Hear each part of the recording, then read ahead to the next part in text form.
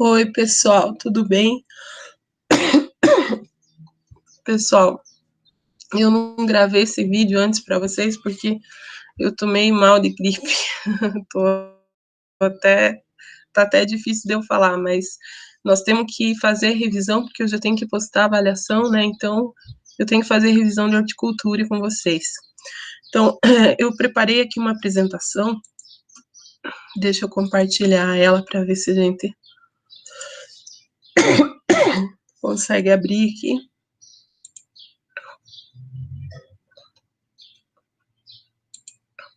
Olha lá, todo mundo está conseguindo ver?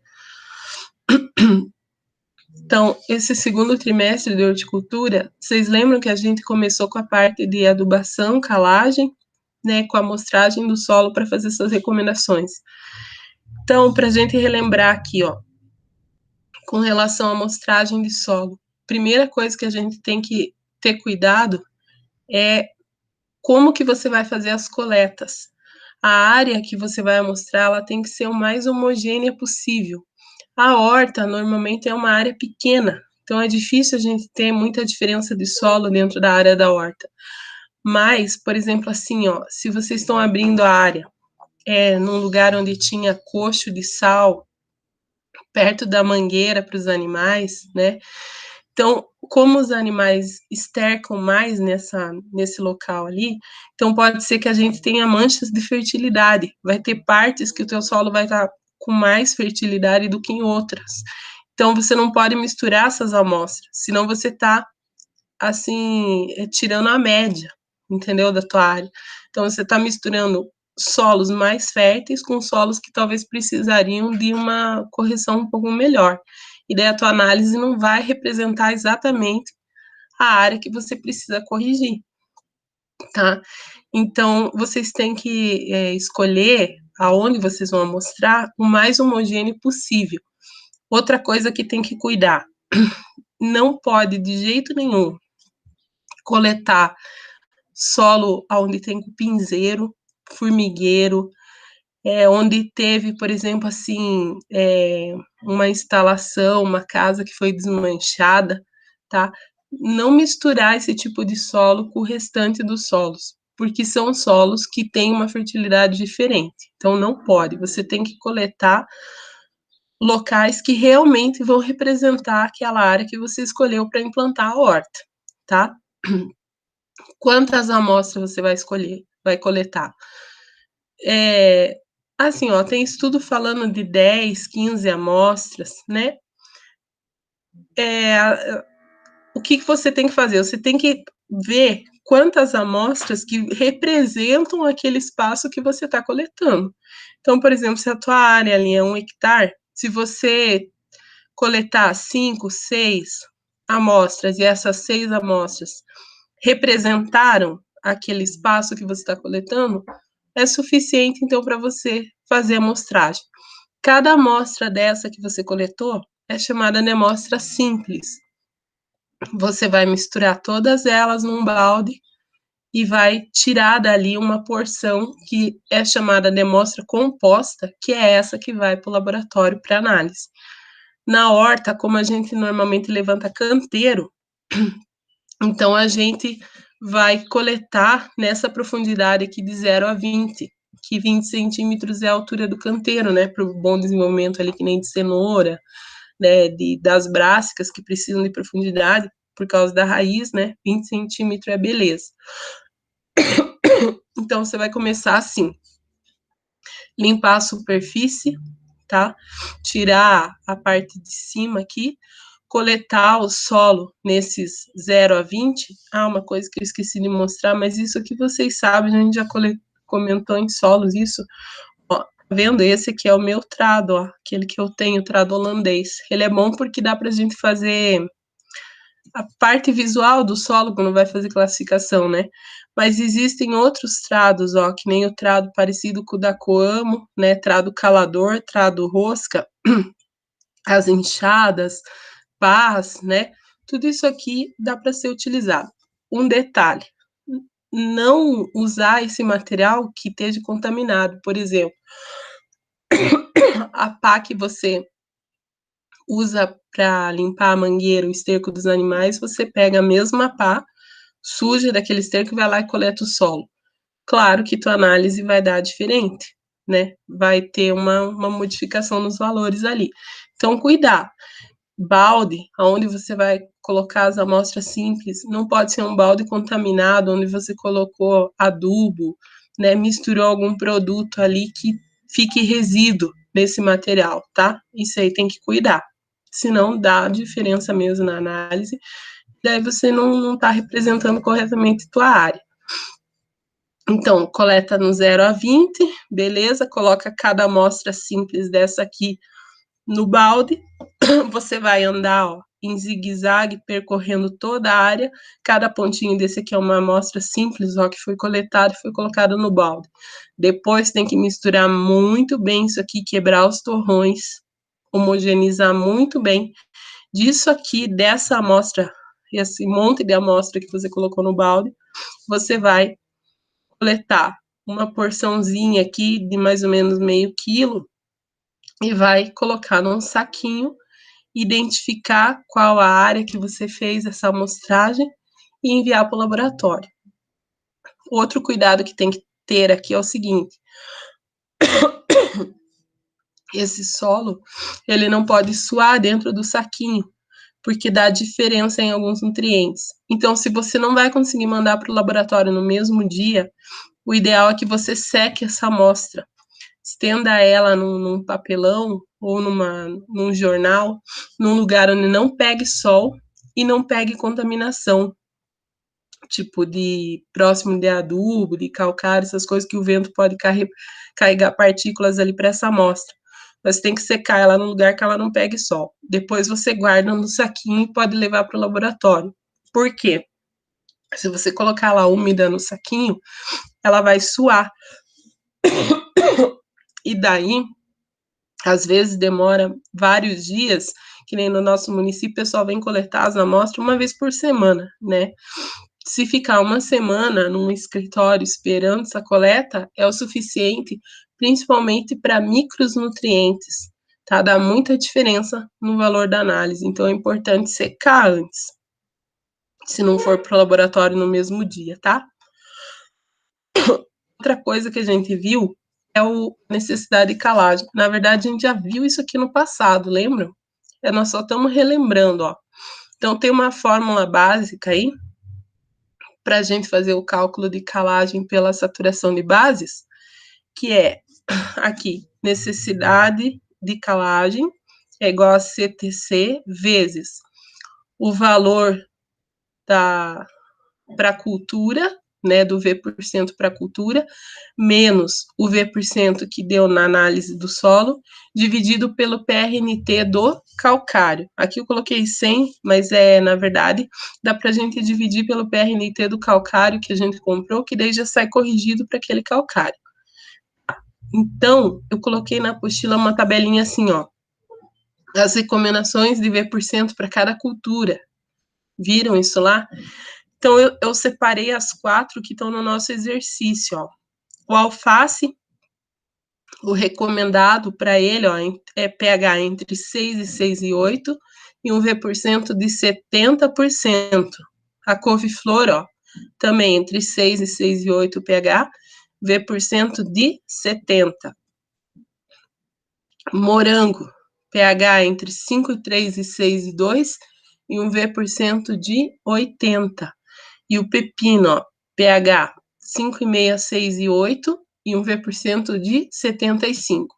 Então, esses aqui são os V2, é os V% recomendado para cultura. Agora vamos lá para o nosso exercício. Ó.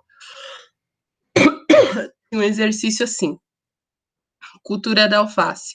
Então, foi dado que o V que deu na análise de solo era de 60%, que a saturação, a capacidade de troca de cátions aqui na análise era de 10,5 centimol carga por decímetro cúbico, e que o calcário que foi comprado tinha um PRNT de 75%. Voltando nessa tabelinha aqui, ó, o alface tem um V% recomendado de 70%. Já coloquei aqui do lado, ó. Então, agora a gente só substitui na fórmula, ó. Aonde é o T aqui, é a nossa CTC, 10,5 centimol, ó. Tá aqui, ó. Vezes V2 menos V1. Quem que é o V2? É o recomendado para cultura, 70. Então, no lugar do V2, a gente põe 70. O V1 é o que deu na análise, que aqui no caso é 60%. Ó. Então, no lugar do V1 é o 60%, e o PRNT do nosso calcário é 75. Então, no lugar do PRNT, 75. Agora, como é que faz essa conta? Primeiro, diminui aqui, ó, que está dentro do parênteses. Então, vai ficar 10,5 vezes 70 menos 60 é 10, dividido por 75. 10,5 vezes 10 dá 105, dividido por 75, 1,4 toneladas por hectare. Isso aqui já sai em hectare corrigido para o calcário que vocês compraram. Se a gente for adubar, que nem na horta, né? Se você está iniciando, está abrindo uma área, você provavelmente vai jogar o calcário na área inteira antes de levantar os canteiros. Mas se é uma área que você já fez essa primeira correção, já levantou os canteiros e agora você está fazendo a correção por canteiro, a gente pode transformar aqui essa unidade para metro quadrado, porque daí a gente consegue saber quanto que vai em cada canteiro. Né? Se a gente tem a área de metro quadrado de um canteiro, e a gente sabe que a gente precisa aqui, ó, 1,4 toneladas para 1 hectare, e 1 hectare é quantos metros quadrados? 10.000 metros quadrados. Então, tantos metros quadrados no meu canteiro, quanto que eu vou aplicar. Então, transforma aqui para quilo e transforma hectare para metro quadrado. Mais para frente eu tenho ali, acho que na adubação tem um exercício, né, que fala sobre isso. Aqui, ó, para a gente relembrar o pepino. Mesma coisa. Pepino, ó, um V2 recomendado para a cultura do pepino é 75% daquela nossa tabela. O V da análise, 55%. A CTC, que é a capacidade de troca de cátions da análise, deu 9,2%. E o nosso calcário aqui é um calcário de 80%. Como que faz a conta? Então, no lugar do T é a CTC, 9,2%. O V2 é o recomendado para a cultura aqui, ó, 75%. O V1 é o da análise, 55%. E o PRNT, de 80. Então, faz a conta do parênteses primeiro, vai ser 9,2 vezes 20 dividido por 80, que vai dar 184 dividido por 80, 2,3 toneladas por hectare. O morango, mesma coisa. Então, aqui, ó, a CTC, nesse caso, 12,7 centimol, tá aqui. O V2 do morango, 80. O V1 da análise, 65. E o PRNT do calcário, 70. Então, 80 menos 65 deu 15. 15 vezes 12,7, 190,5.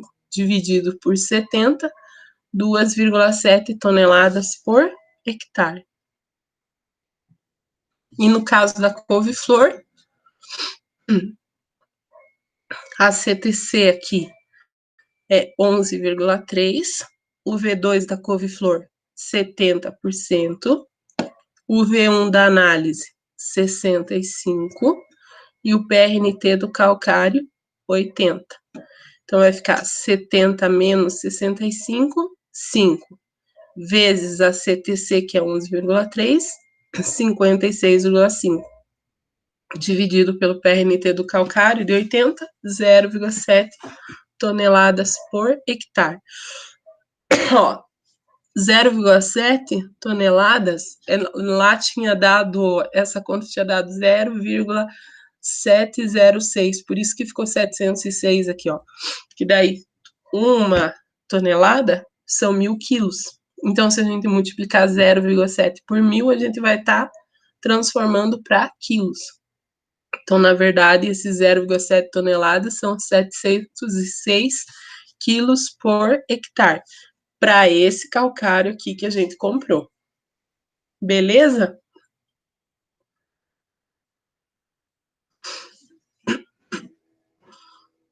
Então, aqui agora os tipos de adubação.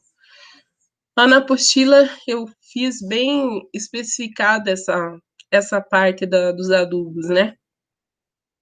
Mas a gente tem a adubação que a gente faz a corretiva, que pode ser feita antes da implantação da horta, a adubação de plantio, que pode ser no sulco do plantio ou no canteiro, antes de levantar o canteiro, né?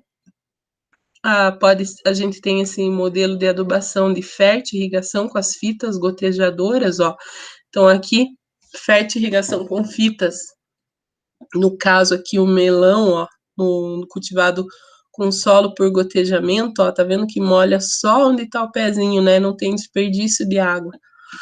E aqui no caso do morango, ó, que tá em plasticultura, que é esse plástico de proteção aqui, ó, né? O gotejador tá por dentro desse saco do substrato aqui da cultura. Também é um tipo de fertirrigação. No nosso material tinha uma atividade que não era obrigatória, mas muitos alunos me perguntaram como que resolvia, né? Então tá aqui, ó, para a gente calcular a quantidade de adubo para jogar num canteiro. Então, a atividade falava o seguinte: a recomendação de adubação é de 30 toneladas de esterco de gado curtido por hectare, em canteiros que têm as seguintes dimensões, ó. O primeiro tinha essa dimensão, é um canteiro padrão de 1,20 de largura por 10 metros de comprimento. Tá, primeira coisa que a gente vai fazer aqui, calcular a área do canteiro. Então, é a área do retângulo, né? Vai ser a largura de 1,20 vezes o comprimento de 10 metros. Então, 10 vezes 1,20, a área desse canteiro deu 12 metros quadrados. Tá, beleza. Agora a gente tem uma segunda informação aqui, ó, que a gente tem uma recomendação de adubação de 30 toneladas para 1 hectare. Então, 30 toneladas de esterco para 1 hectare é igual a 30 mil quilos para 10 mil metros. Se a gente tem, ó, já estamos montando uma regra de 3, 30 mil quilos em 10 mil metros, o nosso canteiro tem 12 metros quadrados, quanto que a gente tem que jogar de esterco? Tá vendo, ó?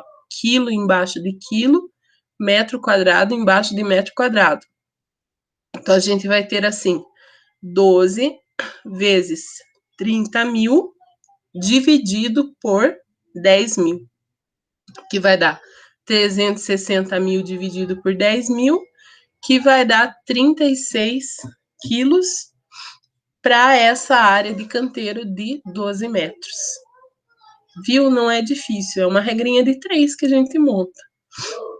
Quer ver? Ó, na letra B, aparecia assim, que eram 5 canteiros de 1,20 por 6 metros. Então, mesma coisa, vamos calcular a área de um canteiro. 1,20 por 6 é 1,20 vezes 6, que vai dar 7,2 metros quadrados. Esse é um canteiro. Mas são 5. Então, 7,2 vezes 5 canteiros vai dar 36 metros quadrados de área total de canteiro. Agora, a nossa adubação é a mesma. 30 mil quilos em 10 mil metros. Se a gente tem 30 mil quilos em 10 mil metros quadrados e o nosso canteiro é 36 metros quadrados, quantos quilos de adubo a gente vai aplicar?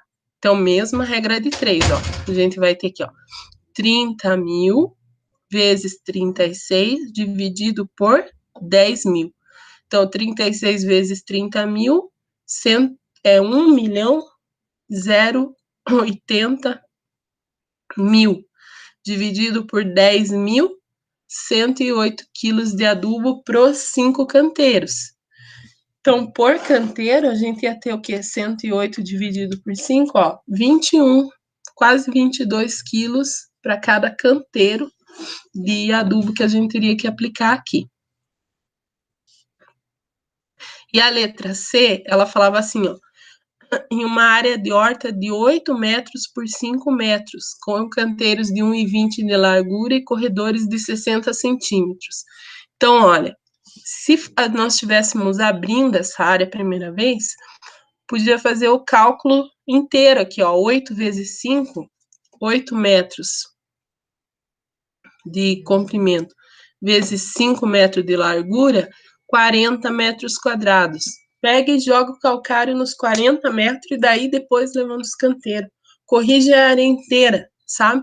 Mas vamos supor que, como tá dando a largura aqui dos canteiros e corredor, vamos supor que a gente já fez isso e os canteiros já estão levantados.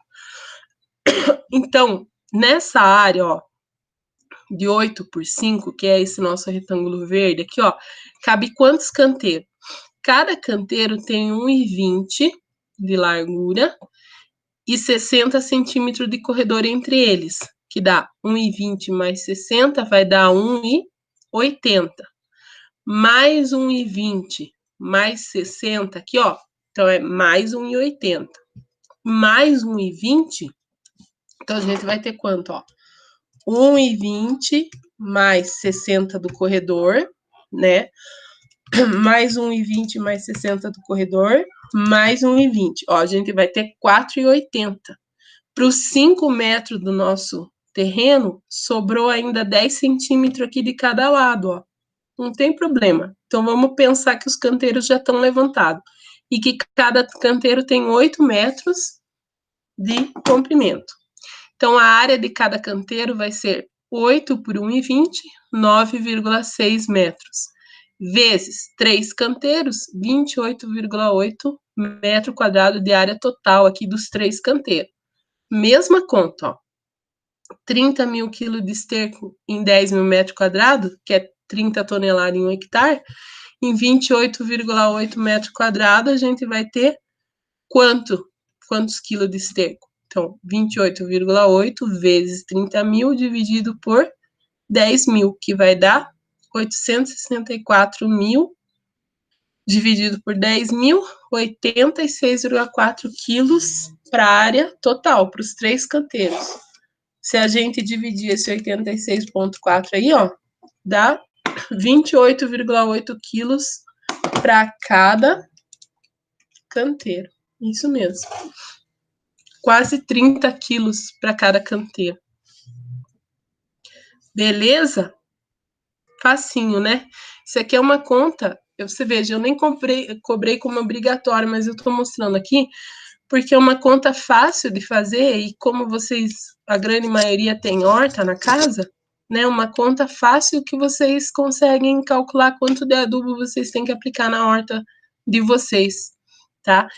Lembrando que essa recomendação de 30 toneladas por hectare é de esterco curtido, do adubo curtido. Tanto faz ser o esterco como a compostagem, tá? O adubo pronto. Se ele for fresco, primeiro que não dá para você aplicar ali porque você vai queimar, só se você esperar ele curtir, né? No solo, mas daí perde muito. O certo é fazer a composteira, né? Daí ele vai praticamente triplicar essa quantidade, porque a matéria orgânica ela chega aí em torno de 1/3 depois da decomposição dela, é o que sobra. Então, se você tiver 90 quilos, né, 90 toneladas, depois da decomposição você vai chegar mais ou menos nessas 30 toneladas aí, é em torno dessa proporção. Depende do material que originou essa matéria orgânica, mas é mais ou menos, dá para a gente considerar esse 1/3 aí do que resta no final da decomposição. Beleza? Daí vai aumentar bastante a quantidade, né, que tem que aplicar.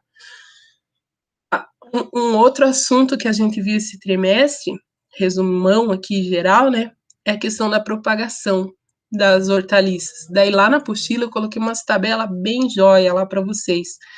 Então nós temos basicamente 2 tipos, né, por semente e por material propagativo. Por semente, vocês sabem, a grande maioria das hortaliças são por semente. Tem até uma tabelinha lá falando das vantagens da semente, mas principal vantagem, armazenamento e baixo custo. Né? É muito fácil você guardar a semente e é muito fácil você obter semente, né? Desvantagem, se você precisa de muita muda, você vai ter que ter um viveiro, porque como é que você vai produzir tanta muda, né? Então você vai ter que ter, e ó, quem trabalha com horta e produz a sua muda, sabe que essa é a parte mais difícil.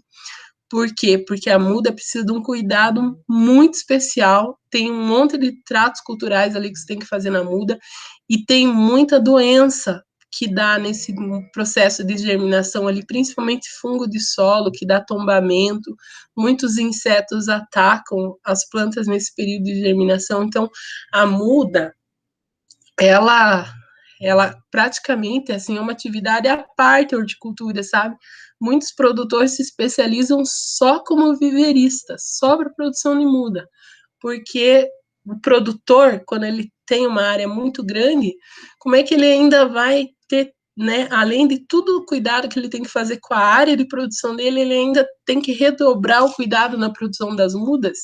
Então é mais fácil o produtor comprar a muda de um viverista do que ele produzir a sua própria muda, né? Pelo investimento que ele teria que fazer nessas produções. Então aqui que eu coloquei algumas imagens, então, para a gente ver, ó. Nós temos aqui sementes de curcubitáceas, que quem quer que são as curcubitáceas? Tipo pepino, melão, melancia, as abóboras, moranga, todas essas que a gente que tem essa semente chatinha aqui, ó, né? Tudo isso é curcubitácea. Aqui, ó, elas estão com esses coloridos aqui porque estão com o tratamento de semente, que é o fungicida, principalmente, né? Para evitar que fungos ataquem quando ela estiver germinando, para não causar aquele tombamento da muda, né? E também, às vezes, tem um inseticida junto para a lagarta, porque tem bastante lagarta que ataca a raiz, né? No início da germinação ali da planta, tá?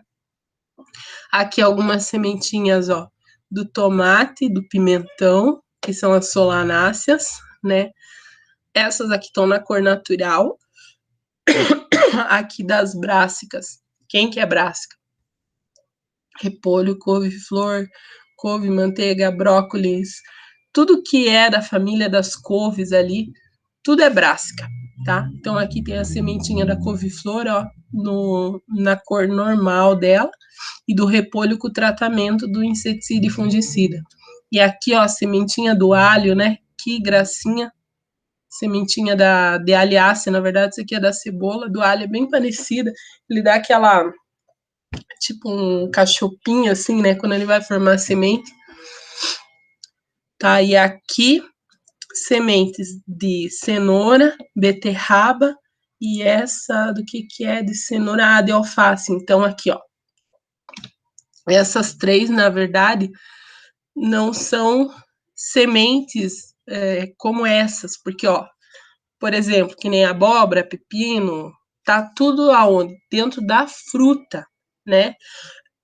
No caso da cenoura, o que que acontece?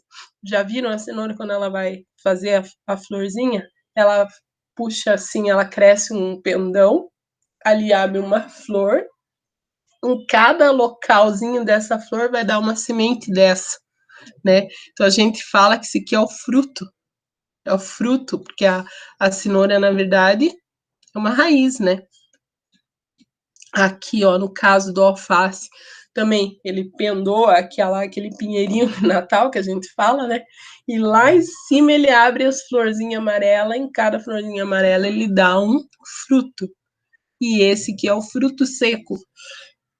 No caso da beterraba, é mais interessante ainda, ó, porque é chamado de glomérulo, porque na verdade não é só um fruto aqui, são pelo menos 3 ou 4 infrutescências unidas que formaram uma bolinha dessa aqui que a gente chama de glomérulo, que a gente popularmente chama tudo de semente, mas na verdade para a gente saber que não é, que aqui é um conjunto de 3 ou 4 sementes juntas, né, formando um glomérulo de beterraba, beleza? Daí tinha uma atividade assim, né, a gente completar com verdadeiro ou falso. As sementes são de difícil armazenamento, por isso é mais fácil implantar a horta a partir de mudas? Falso, né? É muito mais fácil a semente do armazenamento do que... Matheus, por favor, eu tô gravando aula. Vai pra lá. Fecha a porta pra mim. Então é muito mais fácil a gente armazenar sementes do que a muda. Tá, letra B. Então essa aqui é falsa. Letra B. Espécies vegetais de semente pequena, como rúcula, são de fácil semeadura, não ocasionando um desperdício no material de propagação. Vocês, eu tenho rúcula aí que eu semeei no meu canteiro. Você sabe o que é o tamanho da semente da rúcula? É micro rúcula, né? Muito pequena.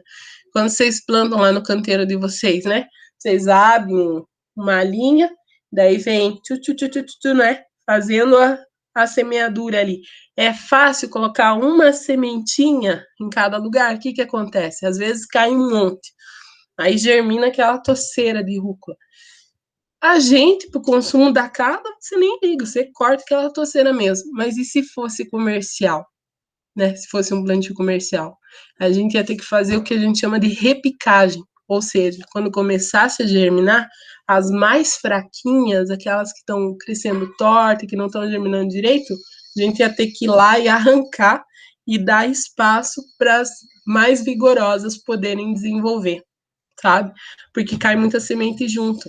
Então, na verdade, não é tão fácil assim fazer a semeadura dessas sementes pequenas, né? Então, essa aqui é falsa. A letra C. A dormência é quando a semente ou órgão vegetativo utilizado na propagação não mostra nenhum sinal de reassumir o crescimento quando as condições ambientais são favoráveis a esse crescimento. Verdadeiro. E isso aqui, ó, para semente, uma cultura que é bem interessante com relação à dormência é o alface.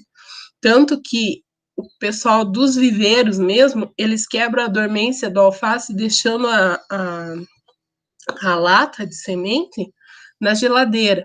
Se você, para o teu plantio normal de casa, se você não compra muda de alface, que hoje a gente, né, encontra muda de alface em qualquer lugar que a gente vai, tem lá as mudinhas para vender, baratinho, né, 5 centavos cada muda. Não sei se subiu o preço, até comprei esse dia, mas nem reparei se subiu, mas deve ser no máximo 10 centavos aí por muda, né? E a gente acaba comprando a muda por ser mais prático. Mas se você vai produzir a muda na tua casa, o ideal é que você deixe guardado a lata da semente na porta da geladeira embaixo. Esse negócio de você deixar ela na geladeira e tirar e plantar ou na bandeja ou no solo, faz essa mudança climática, faz com que a semente desperte, saia da dormência para ter melhor germinação.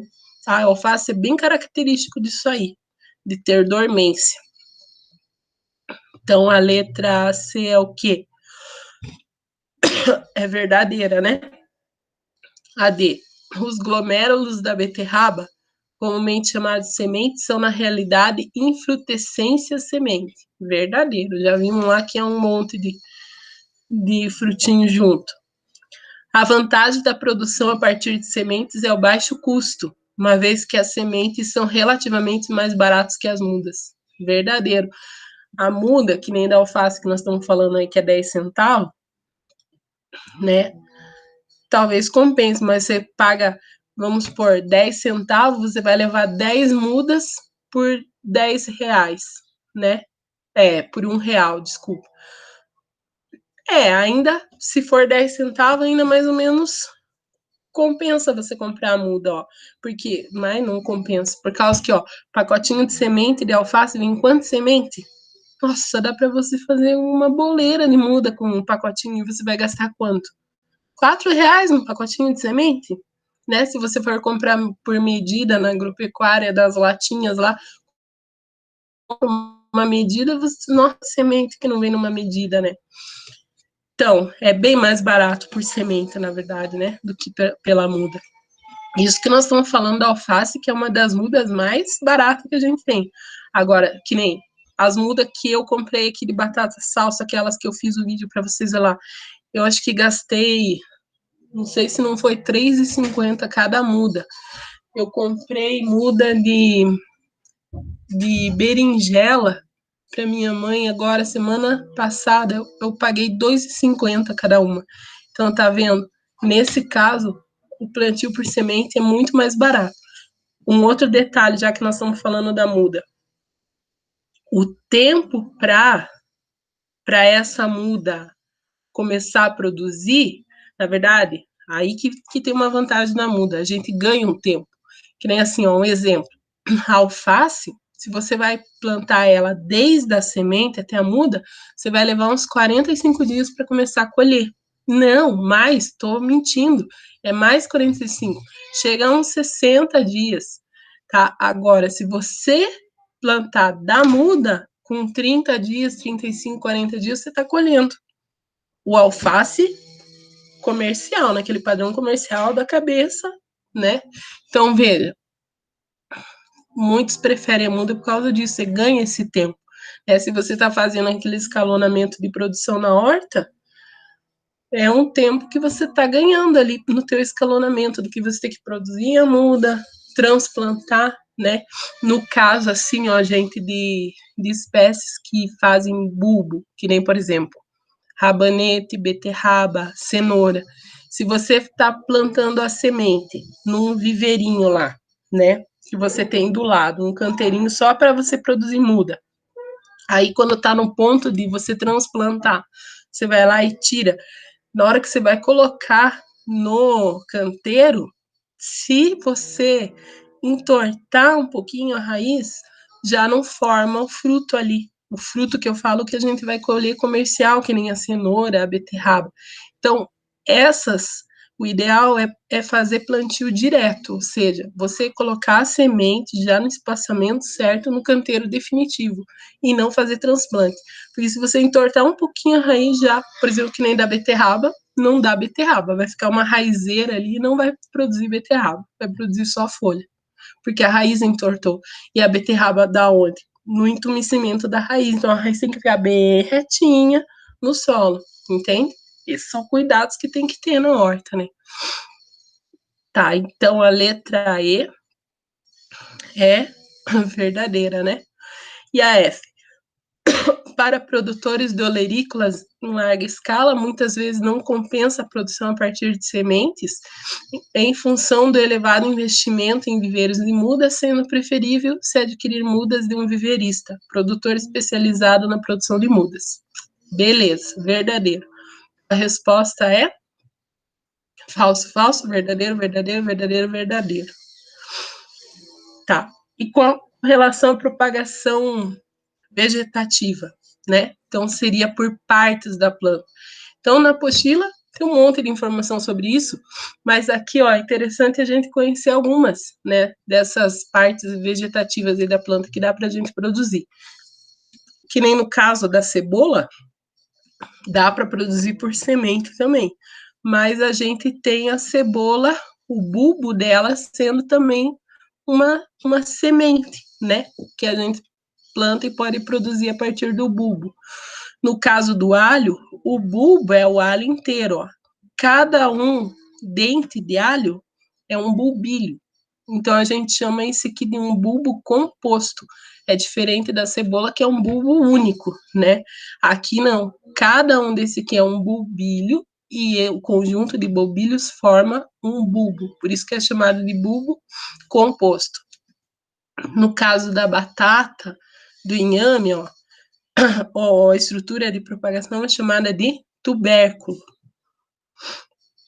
No caso aqui, dessas que fazem brotações, né? Que nem a alcachofra, brotação, né? A couve, ó, cada brotação dessa é uma muda, né? Se a gente pega as brotações, você está replantando a couve. aqui da batata Iacon, que é aquela batata para diabetes, né? Ó, a brotação é da raiz, é chamado de rizóforo, tá vendo? Aqui no caso do taro e da taioba, a estrutura vegetativa é chamada de cormelo. E no caso aqui do açafrão, araruta e gengibre, são os rizomas, tá? Então, olha a diferença, né? Esse aqui é horizontal, esse aqui não. E não é tão arredondado, né? Depois a gente tem as ramas, muitas culturas se reproduzem por ramas. Agora, nessa época, antes desse frio que fez, né, quem tinha batata doce lá na horta viu o tanto de rama que elas estavam emitindo agora. Cada rama dessa é uma muda. No caso do morango, ó, o morango ele libera essas brotações laterais aqui, ó, e de cada pontinho desse aqui, se ele tiver no solo, ele encosta e forma raízes, né? Então, essa brotação lateral é chamada de estolho. E na mandioquinha salsa, ela forma assim na base do caule várias brotações. Cada pedacinho desse aqui é um rebento. Então, ó, tá vendo? Ó, aqui tem um quebrado, ó, ele tava colado ali, ó, foi quebrado. Cada pedacinho desse é uma muda, tá? Então, se plantar isso aqui, ele germina. Aquele dia eu fiz o vídeo, as minhas só tinha acho que uma, né, dessa batatinha salsa branca que eu tinha plantado ali, que tinha nascido do rebento. Mas eu plantei um monte de rebento lá. Só peguei 3 mudas daquela batata amarela que a gente fala, né? A batata, a mandioquinha salsa amarela, que ela eu comprei de muda, mas a branca foi tudo de rebento. Depois desse frio e dessa chuva que deu, germinou tudo. Eu vou fazer um outro vídeo para vocês verem lá, tá tudo brotando, a coisa mais linda. E daí o pessoal fala que essa branca, ela dá menos lagarta, né? Porque é muito difícil produzir a mandioquinha salsa, tem muita praga de solo que fura, come a raiz, sabe? Daí eles falam que essa branca é mais resistente, essa que eu plantei do rebelo. Eu vou, com o tempo, eu vou fazendo uns vídeos e vou mostrando para vocês se eu conseguir colher ou não, ver se eu consigo produzir, né? Tem que cuidar dela. Se vê que tá querendo murchar a folha, já vai lá, porque tem uma lagarta, né? Deve ter uma lagarta rosca lá incomodando. Tá. E daí tinha essa atividade aqui, eu até acabei colocando as respostas aqui sem querer, mas é dessas principais partes vegetativas que eu tinha mostrado para vocês, né? Então, aqui no caso do 1 aqui, cormelos de taro e taioba. O 2, rizomas de açafrão, araruta e gengibre. O 3 são os bulbilhos de cebola. O 4 é o bulbo de alho com os bulbilhos, né? O bulbo composto. O 5 é o tubérculo de batata. O 6, aqui as brotações basais da alcachofra. O 7 são os rebentos da batata baroa, né? Mandioquinha salsa, a mesma coisa que batata baroa. Tem gente que chama de batata baroa, né? É a mesma. E o 8 é o estolho de morangueiro. Beleza? Então, é isso, nossa revisão, né? Foi bem simplesinha. Eu não preparei atividade, vou ver se eu consigo preparar a avaliação, já disponibilizo lá no Classroom para vocês, mas vai ficar aí uma semana aberta para vocês irem fazendo. De qualquer dúvida, vocês já sabem, vão me perguntando aí no WhatsApp. Às vezes eu demoro para responder um ou outro ali, que é muita gente, né, ao mesmo tempo no WhatsApp, mas eu respondo, nem que seja para dar um oi para vocês. Tá bom? Então, beleza, pessoal. Até o próximo vídeo. Não desanimem, vamos estudar. Ó. Tamo junto nessa. Tá? Tchau, pessoal.